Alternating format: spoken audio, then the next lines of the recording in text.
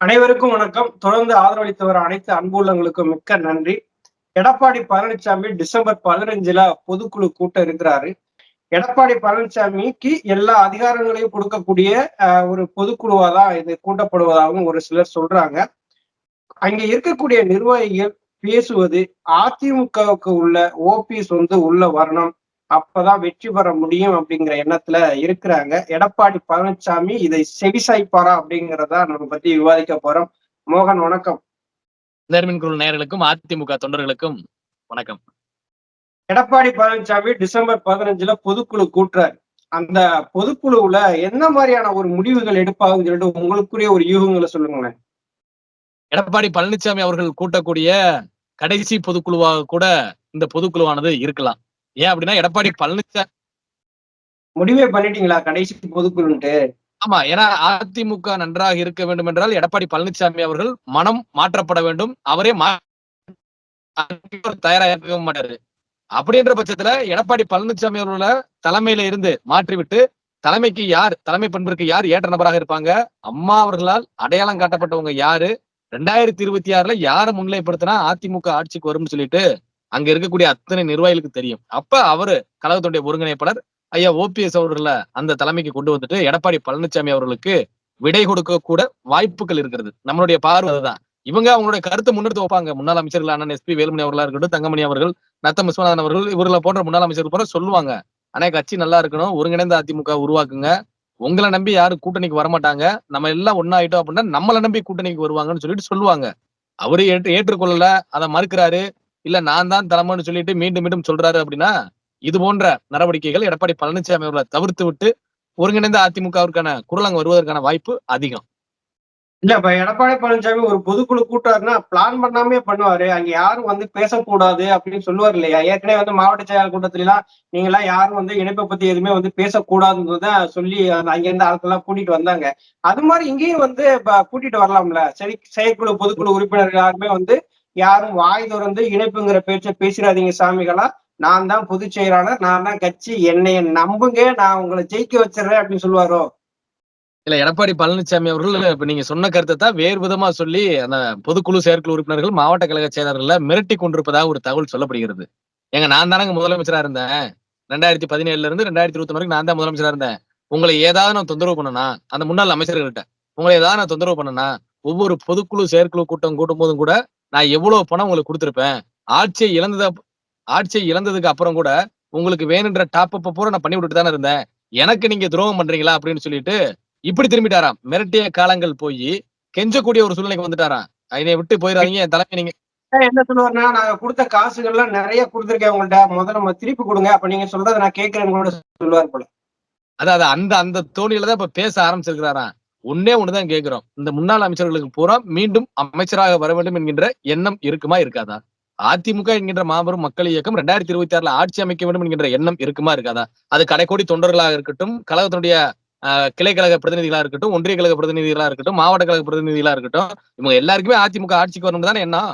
எடப்பாடி பழனிசாமியுடைய தலைமையில சந்திச்ச 10 தொடர் தோல்விகளுக்கு பின்பும் கடைசியா விழுந்த இடி, அது அடி இல்ல இடிதான். 2024 நாடாளுமன்ற தேர்தல்ல அதிமுகவிற்கு மிகப்பெரிய ஒரு இடி விழுந்துச்சு.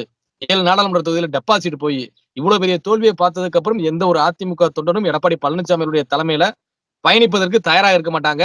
அதனுடைய வெளிப்பாடு பொதுக்குழுவுல இப்ப அவருடைய கள ஆய்வு கூட்டம் நடந்துச்சுல்ல, அந்த கள ஆய்வு கூட்டத்துல வாக்குவாதங்கள் ஏற்பட்டது, கைகலப்பு ஏற்பட்டது, அடிதடியாக மாறியது. இது எல்லாம் ஒரு சேர அந்த பொதுக்குழுவுல நடந்தாலும் கூட ஆச்சரியப்படுவதற்கு இல்ல. இல்ல, அந்த பொதுக்குழுவிலையும் இந்த மாதிரி அந்த கலாய்வு கூட்டத்தில் நடந்த மாதிரி அந்த அடிதடி சண்டைகள்லாம் அங்கேயே நடக்கிறதுக்கான வாய்ப்புகள் நிறைய இருக்குதுன்னு தான் சொல்றாங்க. இப்ப கட்சி ஒற்றுமைப்பட வேண்டும், அதுதான் நிர்வாகிகளோட ஒட்டுமொத்த எண்ணமாவும் இருக்கு. தொண்டர்களுடைய எண்ணமும் அதுதான். இன்னைக்கு ஒண்ணு சேருமா, நாளைக்கு ஒண்ணு சேருமான்னு சொல்லிதான் தொண்டர்கள் எல்லாருமே இயக்கத்துல இருக்கிறாங்க. எடப்பாடி பழனிசாமி எதுக்குமே பிடி கொடுக்காம நான் வச்சா குடும்பி சரைச்சா மொட்டைங்கிற மாதிரிதான் அவருடைய செயல்பாடுகள்லாம் இருக்குது. ஆமா, எடப்பாடி பழனிசாமி அவர்களை பொறுத்தவரைக்கு அவர் 2026ல முதலமைச்சரா வரணும்ன்ற எண்ணம் அவருக்கு இல்ல. என் மீது இருக்கக்கூடிய வழக்குல இருந்து நான் தப்பிக்கணும், அதற்காக நான் எதை வேண்டாலும் தியாகம் பண்ணுவேன், அதிமுகன்ற கட்சியவே கூட நான் தியாகம் பண்ண தயாராயிட்டேன்னு சொல்லிட்டு தான் எடப்பாடி பழனிசாமி அவர்கள் பயணிச்சுட்டு இருக்கிறாரு. இப்ப இங்க இருக்கக்கூடிய அந்த முன்னாள் அமைச்சர்கள் பூரா எடப்பாடி பழனிசாமியோட வீட்டுல போய் தனிமையில பேசுறாங்க. 6 முன்னாள் அமைச்சர்கள் போய் பேசினாங்க சேலம் இல்லத்துல. ஆனா கட்சி ஒண்ணு சேரணும்னா நீங்க பார்த்து முடிவு பண்ணுங்கன்னு சொல்லி சொன்னாங்க வைப்பது போல. அதற்கு பின்பு சென்னையில போய் அவருடைய இல்லத்துல ஒரு 11 முன்னாள் அமைச்சர்களை போய் பேசினாங்கன்னு சொல்றாங்க. அது வேண்டுகோள் இல்ல, இப்படி பண்ணா நல்லா இருக்கும் அப்படின்னு சொன்னாங்க. இப்ப அது ரெண்டுக்குமே ஒரு செவி சாய்க்கல. இப்ப பொதுக்குழு வருது, பொது வெளியில. ஏன்னா கலாய்வு கூட்டத்திலே முன்னாள் அமைச்சர்கள் பூரா என்னென்ன பேசினாங்கன்னு நமக்கு தெரியும். நம்ம கூட கூட்டணி வைக்க 100 கோடி கேட்கறாங்க, 200 கோடி கேட்கறாங்க அப்படின்னு சொல்லிட்டு திண்டுக்கல் சீனிவாசன் அவர்கள் பேசினதாக இருக்கட்டும், தங்கமணி அவர்கள் தன்னுடைய மனக்குமுறலை வெளிக்கூட்டினதாக இருக்கட்டும், எஸ்பி வேலுமணி அவர்கள் மனக்குமுறலை வெளிக்கூட்டினதாக இருக்கட்டும். அப்ப இந்த விஷயங்கள் பூராமே பொதுக்குழுல பேசுவாங்கல்ல. ஏன்னா கலாய்வு கூட்டத்துல நீங்க டிவி பேப்பர் யாரும் உள்ள வரக்கூடாது, நாங்க கதவை மூடிக்கிட்டு உலகத்திலே டோக்கன் சிஸ்டத்தை பயன்படுத்தி ஒரு கலாய்வு கூட்டத்தை நடத்துனது எடப்பாடி பழனிசாமி குரூப்பா தான் இருக்கும். அந்த மாதிரி வேற எந்த கட்சி நடத்ததா வரலாறு இல்ல. இல்ல, எடப்பாடி பழனிசாமி பொதுச் செயலாளரவே இருக்கட்டும், வேணான்னே சொல்லல. நீங்க பொதுச் செயலாளரவே நீங்க இருங்க. இந்த கட்சிக்காக நீங்க என்ன செஞ்சீங்க அப்படின்னு ஒரு கேள்வி இருக்கு இல்லையா? இந்த கட்சியை மிகப்பெரிய அளவுல வளர்ச்சியை கொண்டு வந்திருக்கேன். 2000 சட்டசபை தேர்தல் மீண்டுமே அம்மாவுடைய ஆட்சியை கொண்டு வந்துட்டோம். அதுக்கப்புறம் அந்த பாராளுமன்ற தேர்தல நாங்க மிகப்பெரிய வெற்றியை பெற்றுட்டோம். தொண்டர்கள் எல்லாமே ஒருங்கிணைஞ்சிட்டாரு. இப்படி ஏதாவது ஒரு அந்த கட்சிக்காக அவர் தன்னை அர்ப்பணிச்சிருந்தா பரவாயில்ல. எதுவுமே செய்யாம கட்சியை மட்டும் பிளவுபடுத்திட்டு இருக்க எடப்பாடி பழனிசாமிய எந்த தொண்டை ஏத்துக்குவான்? இல்ல, எடப்பாடி பழனிசாமி அவர்கள் கட்சிக்காக நிறைய விஷயங்கள் பண்ணியிருக்கிறாரு. ஈரோடு கிழக்கு இடைத்தேர்தல 15 சுற்று வரைக்கும் டெபாசிட் வாங்க போராட வச்சு ரெட்டலைய மிகப்பெரிய அளவுல கொங்கு மண்டலத்துல வீக் ஆக்குனது எடப்பாடி பழனிசாமி அவர்கள். விக்கிரவாண்டி இடைத்தேர்தல் வந்தது, புறமுதுகிட்டு ஓடியதாக அதிமுகவுக்கு வரலாறு இல்ல. இப்படிப்பட்ட ஒரு இக்கட்டான சூழ்நிலையில பல நேரங்களை தவிர்த்துக்கலாம், அதுக்கான காரணங்கள் வேற. ஆனா இப்படிப்பட்ட ஒரு இக்கட்டான நேரத்துல 2026 சட்டமன்ற தேர்தலுக்கு முன்பாக ஒரு இடைத்தேர்தல் வருகிறது. அதுல நம்மளுடைய முழு பலத்தை காமிக்கணும்னு சொல்லிட்டு தான் எல்லா கட்சியும் மும்பரமா போட்டி போடுவாங்க. அதிலே புறமுதுகிட்டு ஓடி எடப்பாடி பழனிசாமி அவர்கள் அதிமுக ஒரு கட்சியை தமிழ்நாட்டுல இல்லாத அளவுக்கு ஒரு நிலையை உருவாக்கணும்னு சொல்லிட்டு போராடிட்டு இருக்கிறாரு. அப்படிப்பட்ட போராளியை பார்த்து நீங்க கேக்குறீங்க அதிமுகவிற்காக அவர் என்ன செஞ்சாருன்னு சொல்லிட்டு.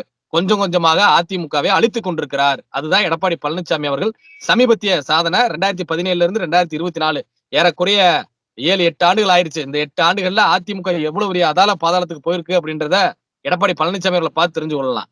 இந்த கட்சி விதிகள் எல்லாம் மாத்தினார்ல, அதெல்லாம் சாதனை தானே?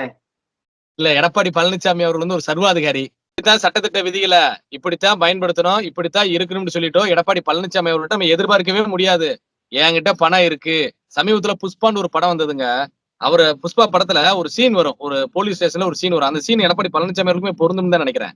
அதுல என்ன வரும்னா, இவர் புஷ்பான்ற அந்த கதாநாயகனுடைய ஆதரவாளர்கள் கைது பண்ணிட்டு போயிருவாங்க போலீஸ் ஸ்டேஷனுக்கு. அப்ப அவர் போய் விட சொல்லுவாரு போலீஸ்காரங்க கிட்ட, இல்லங்க வேலையே போயிடும் ஸ்டேஷன்ல சொல்லுவாங்க. உடனே உங்களுடைய வருமானம் எவ்வளவு, கிம்பளம் எவ்வளவு, இந்த 5 வருஷம் நீ வேலை பார்த்தா உனக்கு எவ்வளவு கிடைக்கும், இந்த மூட்டை முடியா கட்டிக்க போ, யாழை விட்டுரு அப்படின்னு சொல்லுவாங்கல்ல. அது மாதிரி எடப்பாடி பழனிசாமி அவர்களுங்க என்ன பண்ணுவாரு, தனக்கு வேணும் அப்படின்னா பண மூட்டையை கொடுத்துருவாரு. 10 மாவட்ட செயலர் முன்மொழியும் 10 மாவட்ட செயலர் வழிமொழியும் 5 ஆண்டுகள் தலைமை கழக நிர்வாகியா இருக்கணும். அப்படி இருந்தா தான் உச்சபட்ச அதிகாரமான பொதுச்சாரிக்கே போட்டியிட முடியும்னு சொல்லிட்டு இப்படி ஒரு விதியை அவர் கொண்டு வருவாரு. ஏன்னா கூட இருக்கவங்களுக்கு பூரா மூட்டை மூட்டையா கொடுத்துருக்காருல்ல, மூட்டை மூட்டையா கொடுத்துருக்காரு. அதனால அவர் பேசுறத பூரா அவங்க சரி சரின்னு சொல்லி கேட்டுட்டு இருந்தாங்க. இப்ப அவங்களுக்கும் குடையுது. இல்ல, இப்ப எடப்பாடி பழனிசாமி தொடர்ந்து எல்லாத்தையும் ஏமாத்தித்தானே வர்றாரு. இது நீதிமன்றத்தை ஏமாத்துறாரு, தேர்தல் ஆணையத்தை ஏமாத்துறாரு, தொண்டர்களை 3 சரிசமமா ஏமாத்துறாரு. எப்படி ஏமாத்துறாருன்னா, நீதிமன்றத்துல போய் என்ன சொல்றாரு, பொதுச் செயலாளர் கொடுக்குறாரு. நீதிமன்றம் என்ன சொல்றாங்க, என்னங்க ஏற்கனவே இணை ஒருங்கிணைப்பாளர் இருக்கு, நீங்க பொதுச் செயலாளர் கொடுக்கணும்னு சொன்ன உடனே ஒரு பேக் அடிச்சு மன்னிப்பு கேட்டு உடனே இணை ஒருங்கிணைப்பாளர் கொடுக்குறாரு. தேர்தல் ஆணையத்துல போய் என்ன சொல்றாரு, என்னை பொதுச் செயலாளர் தேர்ந்தெடுத்துட்டாங்க, எனக்கு இணை ஒருங்கிணைப்பாளர் பதவியை நான் ராஜினாமா பண்றேன்னு சொல்லிட்டு அந்த லெட்டரை கொண்டு கொடுக்குறாரு. அதுக்கப்புறம் பாத்தீங்கன்னா தொண்டர்கள்ட்ட எப்படி ஏமாத்துறாரு அப்படின்னா, இருக்கக்கூடிய தொண்டர்களை நான் தான் பொதுச் செயலாளர் அப்படின்னு சொல்லி தொடர்ந்து ஏமாத்திட்டே வருகிறது. அந்த ஏமாற்றுவதில் ஒரு மொத்த உருவமா இருக்கிறது எடப்பாடி பழனிசாமி தானா? இல்ல, எடப்பாடி பழனிசாமி அவர்கள் எல்லாத்தையும் ஏமாத்திட்டு இருக்கிறாருல, அவருக்கு தெரியல. எல்லாத்தையும் ஏமாத்திக்கிட்டு கடைசியா நம்மளும் ஏமாந்து நின்றுட்டு இருக்கோம் அப்படின்றத எடப்பாடி பழனிசாமி அவர்கள் ஒரு கணம் யோசிச்சா இன்னைக்கு அதிமுக இவ்வளவு ஒரு வீழ்ச்சியை சந்திச்சிருக்காரு. மக்கள் சரியான பாடம் புகுட்டினாங்கல்ல. அந்த பாடம் இன்னும் படிக்கலையே. 7 நாடாளுமன்ற தொகுதியில டெபாசிட் போய் 13 நாடாளுமன்ற தொகுதியில 3ஆம் இடத்துக்கு போய் 2 நாடாளுமன்ற தொகுதியில 4ஆம் இடத்துக்கு போயும் கூட எடப்பாடி பழனிசாமி அவர்கள் ஏன் தலைமையில தான் 2026 தேர்தலில் சந்திப்பேன் அப்படின்னா, அது யாருடைய தூண்டுதல், இல்ல யாருக்காக இவர் வேலை பார்க்கிறாரு? அதிமுக கட்சி நல்லா இருக்கும்னு நினைச்சா ஒருங்கிணைந்த அதிமுக உருவாக்கணும்.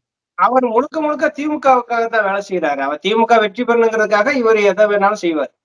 அப்ப நம்ம என்ன சொல்றோம், இப்ப இந்த வார்த்தையில் சொன்ன நம்ம என்ன சொல்ல முடியும்? ஏங்க நீங்க அதிமுகல இருந்து திமுக வெற்றி பெற வைப்பதற்கு பதிலாக நீங்க திமுகவே போய் சேர்ந்துக்குங்க, ஒரு துணை பொதுச்செயலர் வாங்கிக்கங்க, இணை பொதுச்செயலர் வாங்கிக்கங்க, ஒரு பொருளாளர் வாங்கி நீங்க அங்கேயே வேலை பார்க்க வேண்டியதானே? இங்க எதுக்கு எங்களுடைய கட்சி புரட்சித் தலைவர் அவர்கள் உருவாக்கிய கட்சி, மாண்புமிகு அம்மா அவர்கள் கட்டி காத்த கட்சி, இந்த கட்சியை அழிச்சு நாசம் பண்ணிக்கிறீங்க. அதைத்தான் நாங்க கேட்கிற தொண்டர்களாக. உங்களுக்கு கட்சி நன்றாக இருக்க வேண்டும் என்றால் தொண்டர் இடத்துல போய் கேளுங்க. நம்ம என்ன பண்ணா கட்சி நல்லா இருக்கும்னு சொல்லிட்டு. அவங்க வண்டி வண்டியா சொல்லுவாங்க.